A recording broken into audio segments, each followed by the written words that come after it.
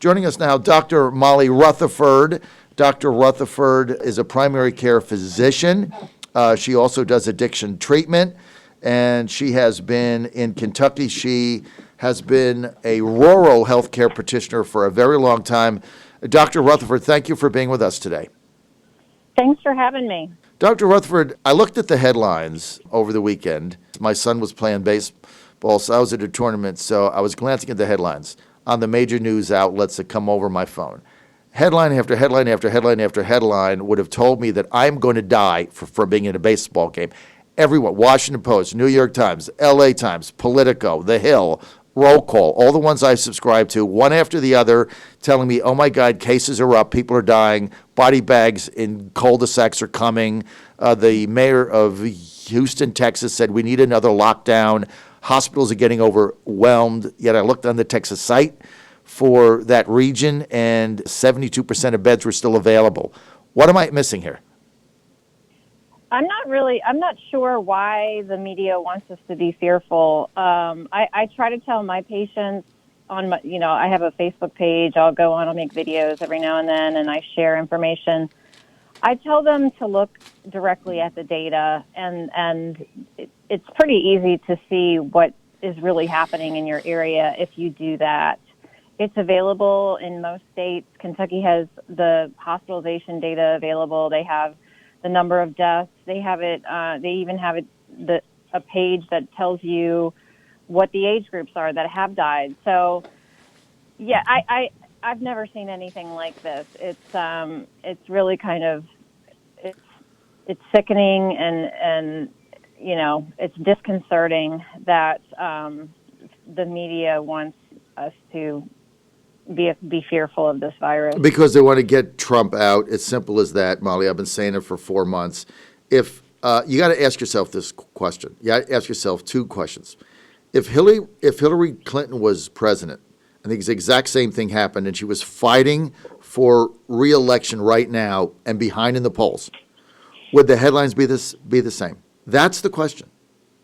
Right. Answer? I doubt it. You doubt it. Of course they would. It. They'd be saying, all clear, everything is fine, let's go back to school and play football, right? But exactly. So this is all political. Then ask yourself the second question. If Joe Biden wins and we have President-elect Joe Biden November 3rd, what will happen to the fear? Will it stay the same? Will the media keep stoking it? Or will all of a sudden there'll be, Fauci will come out and will have a new model that says, oh, the virus has mutated and it's just a cold. What do you think is going to happen? I mean, we're not stupid, right? I think it's going to be very interesting, and I worked at the National Institute of Allergy and Infectious Disease back in the 90s, so I've worked with Dr. Fauci, and I respect him, and I think he's a very intelligent person. I can't explain. Well, I do think the media probably takes some of what he says and spins it the way they want to, just knowing him, knowing what I know about him. But also, I just don't understand. He is one voice. He's very focused on infectious diseases and virology. That's his specialty. But we have to look at the big picture. There are other causes of death in our society.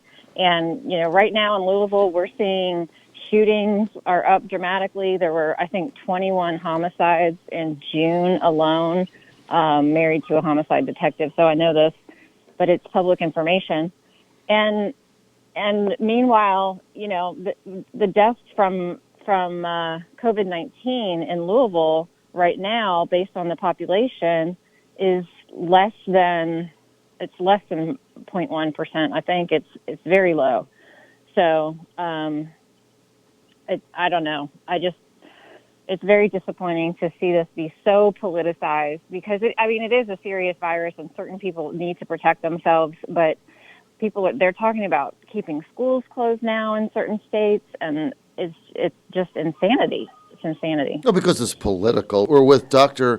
Molly Rutherford. She is a primary care physician. She does also addiction treatment, and she works in rural Kentucky. Have you treated, Dr. Rutherford, any patients with COVID-19?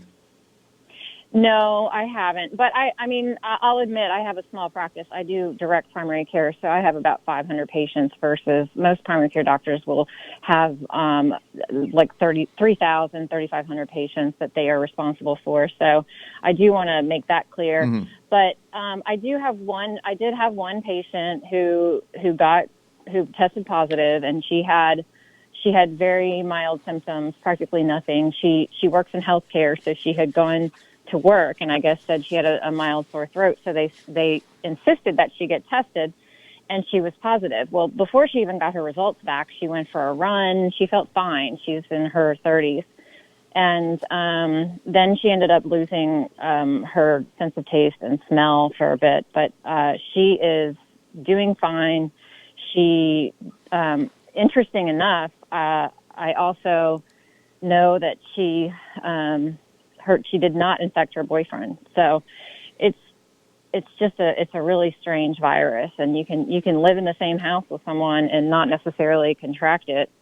But yeah, I think there are a lot of unknowns, and I think over the next couple of years we're gonna look back and think that we really overreacted. Let's talk about getting back to school, okay?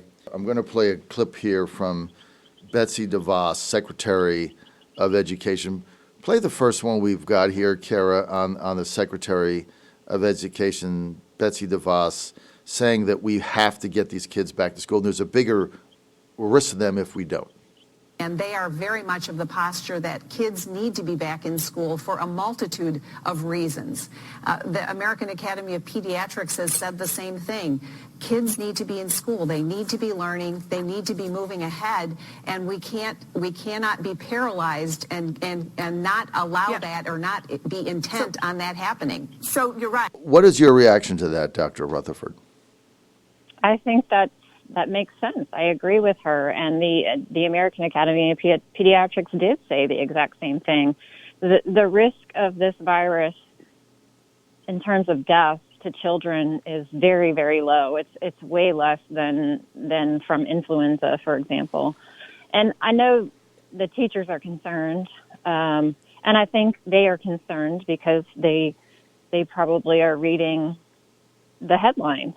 So if you're not going straight to the data and looking at your specific risk, then yeah, I can understand why someone would be concerned. But the kids that are going to suffer from closures are the kids that really are already disadvantaged. So they may live in a home where a single parent home where nobody's going to be home with them because mom can't afford to quit her job and stay home with them. They might they might even be in a situation of abuse, and so their only respite from that is going to school. So those are the kids that we're going to be harming. We're not going to be harming kids like mine who arguably are pretty privileged. We can afford to give them the iPads or the Chromebooks or laptops that they need in order to do distance learning. But I watched that happen. They didn't learn anything. They didn't learn anything. They checked their boxes. They did their their work,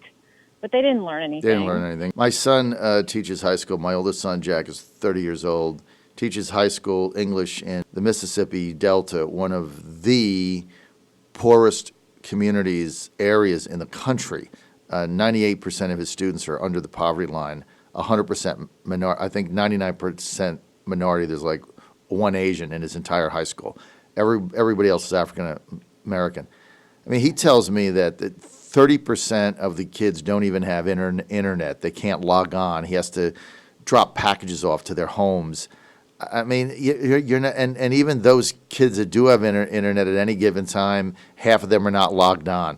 So he said there's no learning going on. I mean, just forget all the other arguments. Kids are not learning. I mean, they're not learning anything. And it's bad enough they lost a semester. Now they're talking about losing another year. This is insanity. Right. And there's no, if you say go by the science and the data, there's no science in the data that any kids are dying or that they're spreading it. So It's certainly not in Europe. So this is all political. Close the schools, keep people depressed, people can't have jobs, everybody's upset, don't play high school football, Biden wins. I mean, you hate to say this on the air, and I would love to be part of the crew that, delves into the data and says, these are the decisions that we should make. But if you delve into the science and the data, Dr. Rutherford, there's no argument to stay home from school. Exactly. Except political. Right. Exactly. The people just need to step back and look at the big picture. We take risks. People take risks every single day with our lives. Driving a motor vehicle is risky, and the risk of my kids getting in, dying in a car accident are so much higher than their risk of dying from COVID-19. Mm-hmm. Now, I don't know. I can't say that wouldn't happen, but we base our decisions on probabilities, and the probability is extremely low. So yes, what's happening with the schools is making no sense to me.